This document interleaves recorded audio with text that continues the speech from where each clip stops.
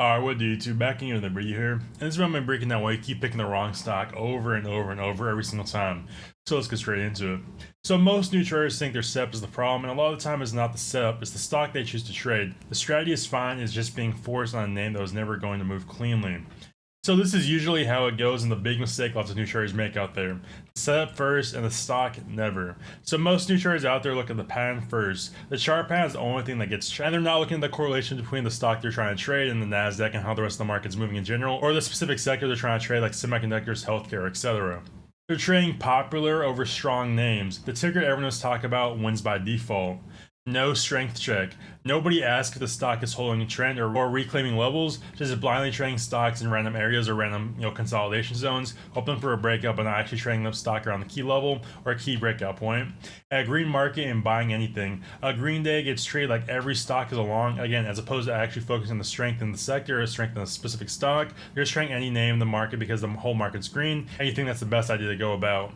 Two traders run the same break and retrace strategy. One gets a clean move and one gets chopped up. Same exact setup, different stock, and two completely different outcomes. So step number one, market context comes first. The market is just the backdrop. Before any individual name, the first read is looking at SPIRE ES futures and QQQ or NASDAQ futures. Are they trending up, trending down, or chopping sideways, above VWAP or below it, holding the key levels or losing them? The backdrop decides what kind of stock to even look for and what to trade for the day. Again, like we talked about in the first section here, a green market does not make every stock along. The stock still has to prove itself.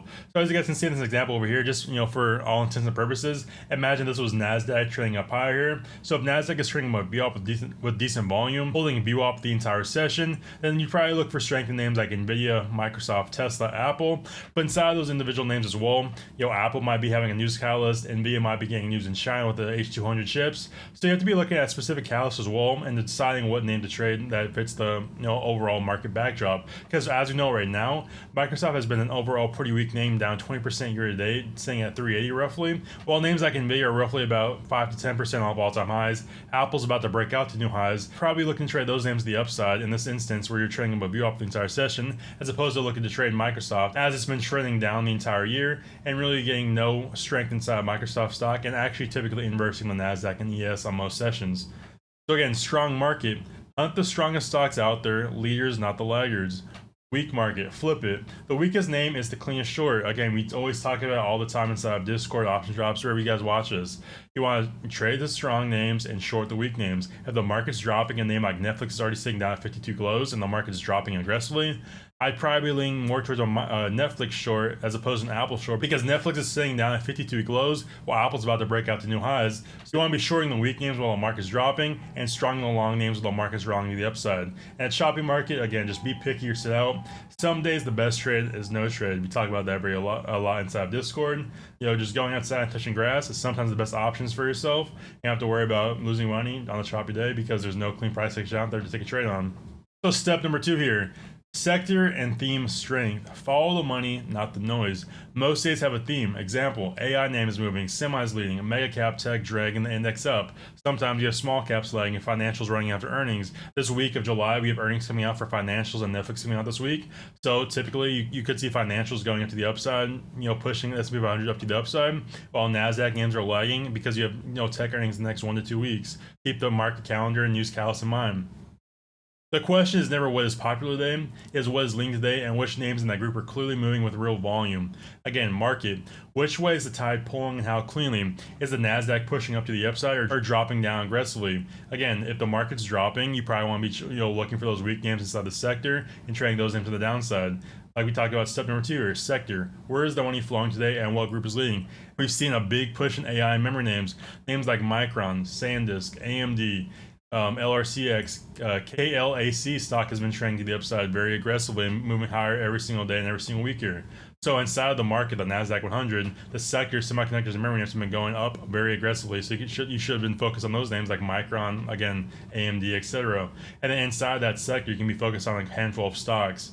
Again, inside semiconductors, Micron, AMD, LRCX, etc. But if you're looking at financials, sometimes Bank of America starts running, JP Morgan starts running. So you have to break it down kind of like a triangle. Look at the move down to the sector, then move down to the stock that's moving the cleanest inside that sector and inside that market.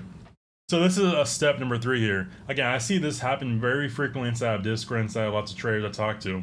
They get stuck trading a popular name like Tesla, where it's clearly trading sideways and chopping throughout VWAP. You can see right here that this example stock is just chopping back and forth here. If you guys watched my last video based on price action, you're getting huge wicks to the upside and downside.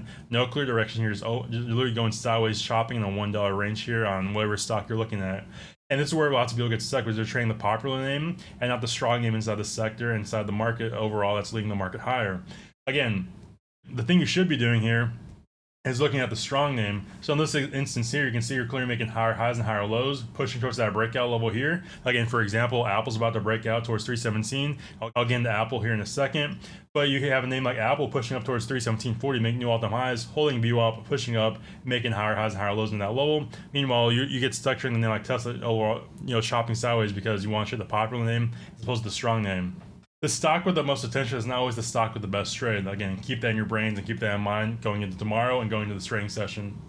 So again, here's just an overall simple checklist you guys can be looking at as you go into each and every session. Above VWAP. Above it, buyers are in control today. Below it, there's no business looking for longs. You're probably looking for a downside. Very simple. Higher highs, higher lows.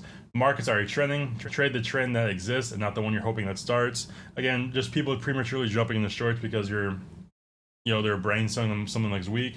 But again, just have to look at the market context, the market structure. If you're making higher highs and higher lows, just look for the higher low pullback until it stops working.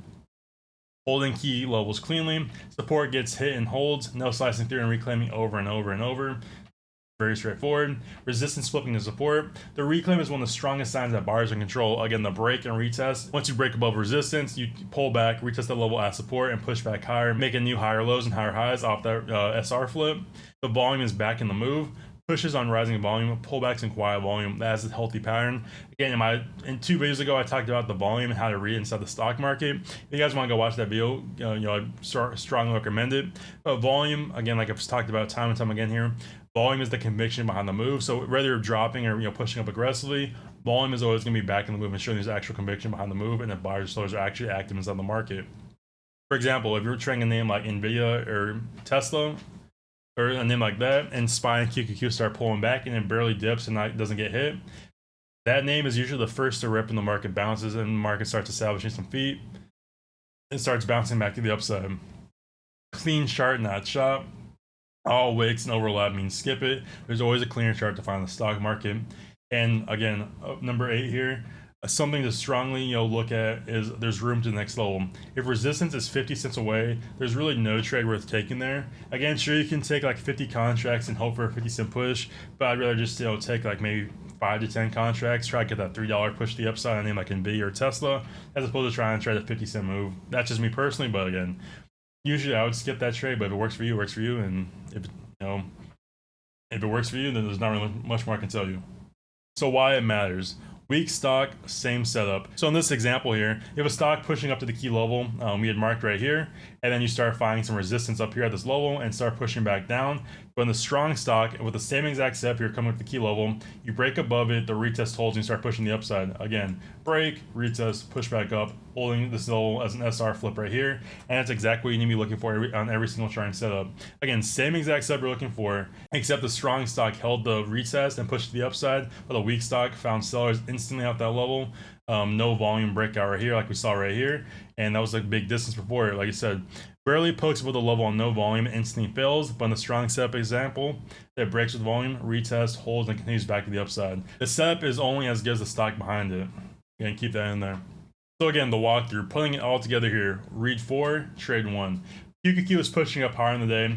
4 names on watch. One is shopping around VWAP, one is green but crawling, one is pushing but already extended, and one is holding VWAP making higher highs and higher lows, sitting right under a clean level. That's the name, then the setup does the rest. Again, number 1 here, clean break above the level.